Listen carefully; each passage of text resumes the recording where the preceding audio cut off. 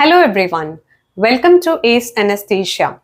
Today's topic of the video is pulse oximetry and capnography. So in the first half of the video, we'll be seeing about pulse oximetry, and in the second half, we'll be seeing about capnography. So in the first half regarding pulse oximetry, we'll be seeing what is pulse oximetry, what is the principle, what are its various types of the pulse oximetry, what are the various output, and we'll see about what are its uses and its limitations. Okay, so what is basically pulse oximetry? It is a non-invasive method of estimating hemoglobin through the light that is transmitted through the tissues. Okay, it is also called as the fifth vital sign. Okay, it was discovered by Takeo Aogi. Right. So coming to the principle of pulse oximetry. Principle of pulse oximetry, it is based on Beer-Lambert's law. So this can be divided into Beer law and Lambert's law.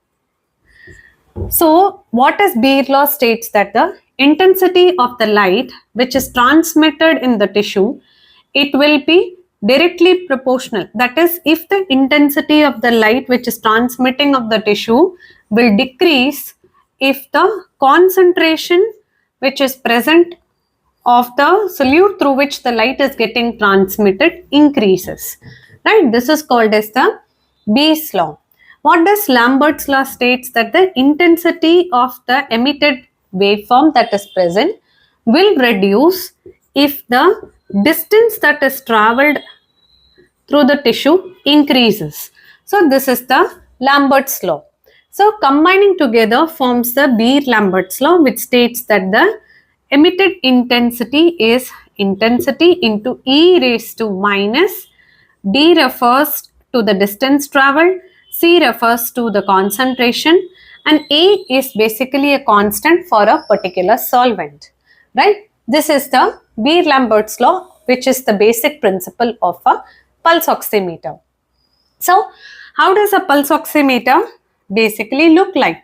So when we take a pulse oximeter, we would have seen that when we place a finger, okay, this is the finger with the nail bed, right? There is an emitter for the light that actually emits red and infrared rays, and there is a photo detector that is present on the receiving end.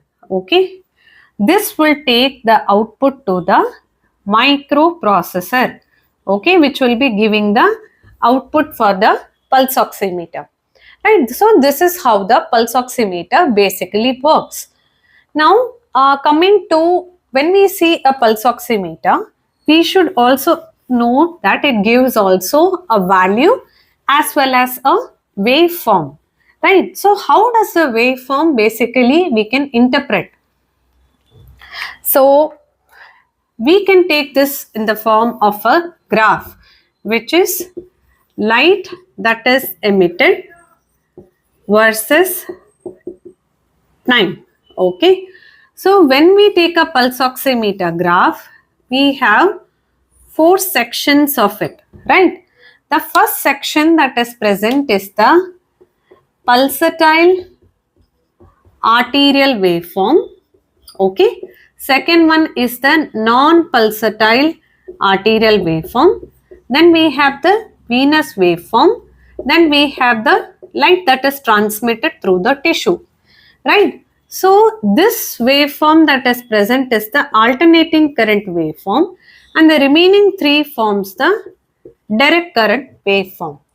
So what we get is in the form of a perfusion index is nothing but alternating current 660 divided by direct current 660 divided by alternating current 940 versus direct current 940. So remember that the oxyhemoglobin that is present, okay, oxyhemoglobin will absorb the infrared radiations at 940 millinanometer wavelength, whereas the deoxyhemoglobin will be absorbing red radiations at 660 nanometer wavelength. Okay. So what we get is the perfusion index.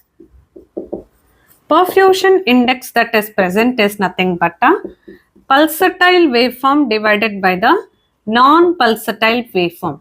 So what does the perfusion index tells? Okay, perfusion index will tell us about the perfusion of the peripheral tissue. Next is, we'll come to types of the pulse oximeter that is available. We have transmission pulse oximeter, okay, and then we have reflectance pulse oximeter. So in transmission pulse oximeter, what happens that this is the finger, we have the light and here is the photo detector, it gets transmitted. Okay, so the LED photo detector and the light emitter, both of them are in the opposite side of the finger. Whereas in a reflectance pulse oximeter, both the light emitter as well as the photo detector are present at the same side of the tissue. Okay, this is the reflectance pulse oximeter. So next we come to what are the various sites where we can apply the pulse oximeter. Most common which we use in everyday life is the fingers. We also use ears, ear probes, that is ear lobes. Then we also other things which can be used at the tongue. We can use cheeks, we can use the toes. So all these are other sites where the pulse oximeter can be applied. So coming to what is the output of the pulse oximetry. So whenever we see a pulse oximeter or an output, right? So it will be in the form of a SpO2 value we will get. Okay. Then we will get the SpO2 waveform with it, right? And third one, SpO2 tone, right, which is the audible intensity. So these three things are very important and they will give us a lot of information about the oxygen status of the patient. So next, coming to the uses of the pulse oximeter. So uses of the pulse oximeter helps in conducting cases of sedation or any case of general anesthesia or even in case of regional anesthesia. It's an essential ASA standard monitor, right? It also helps us to identify if we have if we are not giving excess amount of oxygen and to also prevent hyperoxia in certain situations, like to prevent the retinopathy of prematurity. Pulse oximeter also is very important in conditions where we have to check distal pulses or distal circulation. So as we all know that the pulse oximeter, we get a value, we get a waveform and we also get a tone. So always remember that when we get a value of this saturation, one important graph which should come in our mind is this graph, that is percentage of oxygen versus the PaO2 value, right? So this is a sigmoid shaped graph. So whenever we have to remember one thing about this graph, right?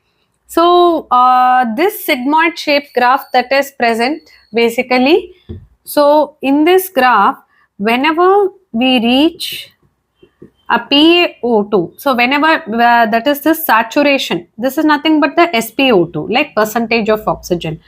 So when our SpO2 value is coming to 90%, the PaO2 that is present will be around 60, right?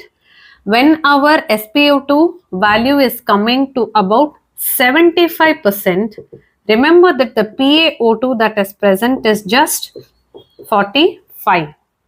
So once we have to be very alert that when the SpO2 value becomes less than 90, our time or the time frame which we have available for the patient will be very narrow. For all this we have read. So one more thing is the importance of the waveform.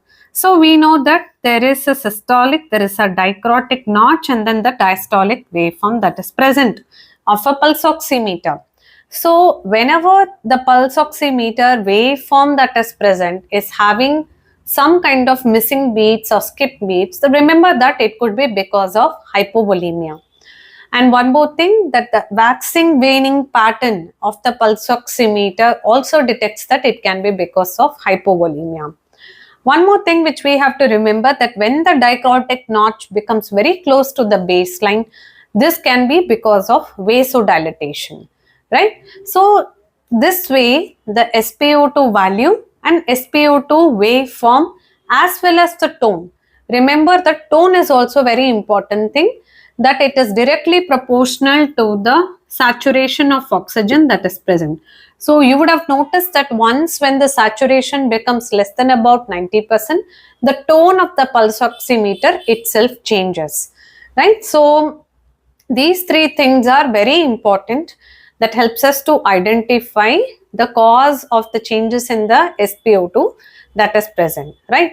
So one thing is, remember that a proper waveform ensures us that to some extent there is a good perfusion of the tissue that is taking place, right? So next we come to what are the limitations of a pulse oximeter. So coming to the limitations of this pulse oximeter, so first one of the that it may give a wrong value if there is any external pressure. Okay. Second is, it may give a wrong value if there is any hypothermia, that is the peripheries are very cold, or if there is hypovolemia, it gives us a wrong value. There can also be interference by electrocautery or interference by infrared warmers. Okay, one more thing important we have to remember about the limitations is the presence of a blue or black color nail polish. Right? This can also interfere with our pulse oximeter values. And other things like shivering or arrhythmias can also give us the wrong results of the pulse oximeter. So apart from this, we have to remember that the pulse oximetry, which is our standard conventional pulse oximeter, will not tell us about the presence of any methemoglobinemia or carboxyhemoglobinemia. So to identify, co-oximeter helps to identify the differential saturations of the methemoglobin, carbon monoxyhemoglobin, oxyhemoglobin and deoxyhemoglobin, right? So this helps us to identify the exact saturation of the patient. So next we'll be discussing about capnography. Capnography, in this we'll discuss, first start with what is a definition of capnography and what are certain other terminologies, like what is a capnogram, what is a capnometer. We'll also discuss about what is a little bit about the graph of the capnogram that is present. We can also see what is the various physics which is involved behind this capnography. What are the various types of monitor? What are the various types of capnograms we are having? What are the uses of capnography? And we'll go a little bit about like a quiz, or kind of like what is a quick identification of situations with various capnograms, right? So first we will discuss, start this portion, like what is capnography. Remember that this terminology, capnography, was started with a term, Greek word which is called as capnos, right? This meant that smoke. So it was discovered first by a person called as Luft.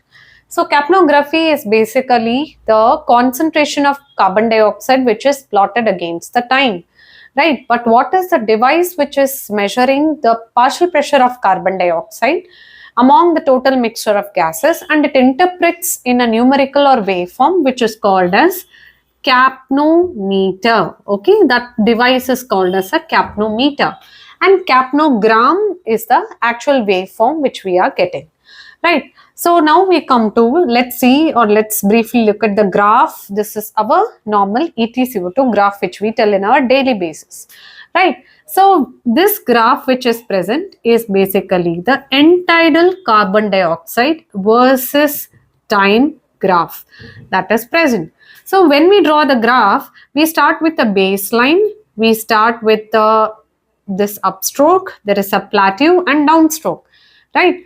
So there are various phases, which is little bit of variations are there between several books. I have tried to follow Dorsch, right? So the phases of this graph starts from this point till this point, which is the phase 1.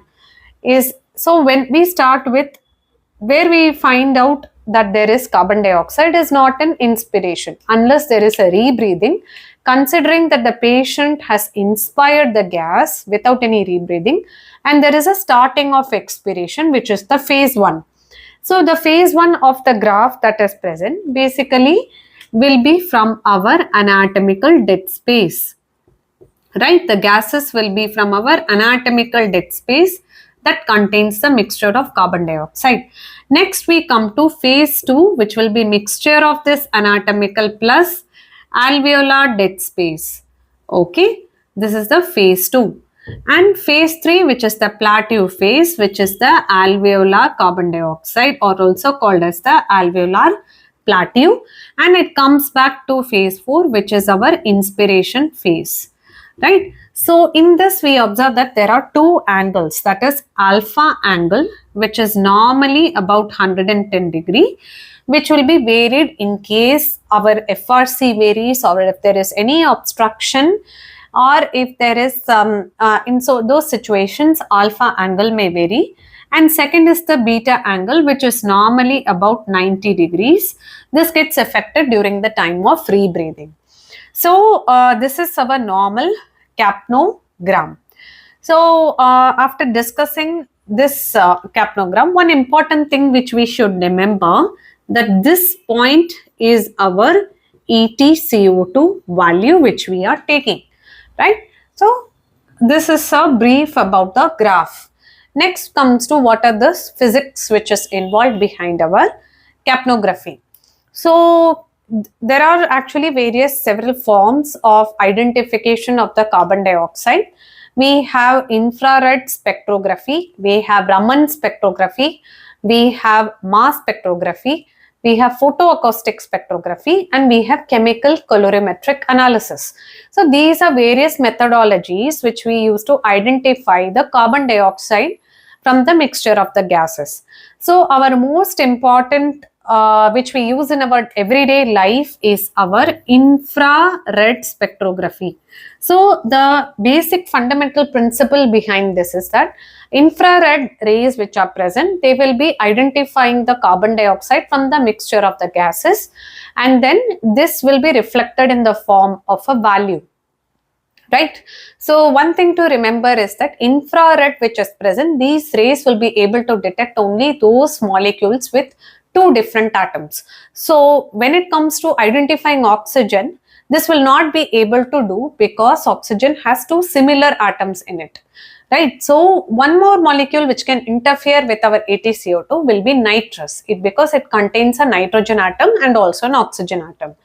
Okay, another type of kind of physics that is involved, we have mass spectrography, where based on the different molecular weight we identify carbon dioxide. We have photoacoustic spectrography, that is where the infrared rays, where the light will be converted into an acoustic versions. And then we have also called as chemical colorimetric analysis. We would have seen like box like structure where a foam is enclosed within a case and it is color coded. Right, we attach it to the EtCO2, we attach it to a endotracheal tube, and we will be able to identify, that is the colorimetric change in color will occur from yellow to purple. Right, if the carbon dioxide is present, where the PCO2 is more than 15, there will be a color change. So this is used in certain emergency situations, we will be having this, but we will not have value of EtCO2 through this colorimeter. So next we will come to what are the various types of monitors. So in monitors we will have mainstream EtCO2 detector or the side stream monitor. So mainstream monitor, we will see that here is the circuit, right? There will be a mainstream CO2 detector, there will be an endotracheal tube, okay, and there will be going to the microprocessor, and it helps in it will go to a console. Whereas in a side stream kind, what happens is there is this circuit, right, and here is the connection with the endotracheal tube. There will be a sampling line which will be going to the monitor. So this is the side stream. So what is the advantage with the mainstream is that, first of all, it is not affected by the presence of any water vapors or anything. It gives a quick result. That is, when we connect the patient to the tube, immediately we'll be getting the EtCO2 value with a waveform. And also, mainstream is also having the advantage that it is can be reused in multiple patients, and it is not interfering by the fresh gas flow which is present, right? Whereas but the disadvantage of the mainstream is that it adds a dead space to the circuit of the patient, right? So coming to the side stream port which is present, a side stream port, the advantage is that basically it has a sampling line and it will connect to the console, will give us the values. But the problem is that so this will not add any additional dead space to the patient. It is quite light and it doesn't cause much of disconnections. It can also be used in a spontaneously breathing patient, when we can just put it inside some oxygen delivery device and we're able to measure the carbon dioxide to some extent via the tracings, right? But one of the disadvantages is that it can get frequently blocked because of the water vapor that is present, and also it has some lag time of about 4 to 5 seconds till we will be able to see the EtCO2. And one more thing is that because it is an additional sampling line, there will be a bit of fresh gas flow which is also going into this and cause a mixture of these gases. And also it has a dead space of about 2 ml, and it's about 2 meter long, right? The sampling line will be about 2 meter long. So easily it will be using about 100 to 200 ml per minute of gases, right? So these are the some of the things which we have seen about the mainstream and the side stream monitors. Now coming to what are the different types of capnography. So as I said in the beginning of the video, we measure EtCO2 graph which is present versus the time. Okay, this is our standard EtCO2 which we are seeing in our everyday life, right? This is called as that is called as carbon dioxide versus time graph. We also have carbon dioxide versus volume graph, where we have just the expiratory phase which is present. So here we will be not getting any inspiratory phase to be seen. So this is EtCO2 versus the volume graph. So not very important, but something you should at least know, that there are different types of capnograph that is present. Coming to what are the uses of EtCO2 graph. So uses of the EtCO2 graph, if we see our everyday life which we use, first is to confirm the endotracheal intubation, right? We use it in everyday life. Then second is to know that there is adequacy in a spontaneously breathing patient, when we see the tracings of the graph or the EtCO2 waveforms, right? And third is it is used for awake nasal intubations, right, or blind nasal intubations. It is used for awake fiber optic intubation to ensure that our endotracheal tube which is present is well within the trachea. And another important thing, it also helps us to see for the adequacy of ventilation, and it also tells us about the adequacy of CPR. That is, our PCO2 should be, EtCO2 that is present should be more than 10 after 20 minutes of good CPR, right? Second is another thing which we have to remember about the uses of this is to see the patient is coming out of the muscle relaxant effect. So that is one of the uses of EtCO2. So another things which are little bit more complex, where also the EtCO2 is of very much importance, is in hypermetabolic states like malignant hyperthermia, thyrotoxicosis and all. It comes in handy. Another thing which we can we can tell us about the uses of EtCO2 is to prognosticate about ARDS, right? And one of the 10th uses of EtCO2 will be to identify brain dead patients after the apnea test, right? So coming towards the end of this video, we'll quickly have a short analysis of the basic types of various graphs, which I think is important for every residents to know little bit about each about them. So starting with the first graph, so here we can see that the EtCO2 graph looks normal, but it's not coming to the baseline, or there is an elevated baseline. Right, this is mainly because of either rebreathing, or it may be because of soda lime exhaustion, where there is already a baseline of ETC, that is the carbon dioxide that is present before the time of the expiration itself, right? So this is the first graph. Now coming to the second graph, here we see that there is no EtCO2 graph itself. So when can this happen? This happens either in case of if patient is in apnea, or sometimes we'll get small kind of waves. This may be also possible even in an esophageal intubation. Right? Why do we get such waves? Because we would have mask ventilated the patient prior to the intubation. So little bit of the gas which is present in the stomach will come out during the time if the tube has gone into the esophagus also. Right? So this is in case of esophageal intubation. So coming to the third graph, so this is a classical graph of severe bronchospasm. This is the shark fin appearance. So this is in case of severe obstruction or bronchospasm, we'll see the shark fin appearance. Sometimes in COPD patients where there is some kind of moderate obstruction also, we will see this kind of graph, right? Next, we will come to graph number 4. We will see that there is a notch that is present in the alveolar plateau, which is called as coronary cleft. Okay, this is a sign that the patient is coming out of the effect of the neuromuscular blockers, right? Coming to the graph number 5. So one thing about this which we have to remember, that the EtCO2 is supposed to be looks normal to some extent, after which if we have some kind of pause, so try and see whenever the patients which are having some EtCO2, you give a respiratory pause, some kind of oscillatory waves are seen. These are the cardiac oscillations, right? And graph number 6, coming to the next graph, we see that the waveform is very erratic, not such kind of waveform is seen.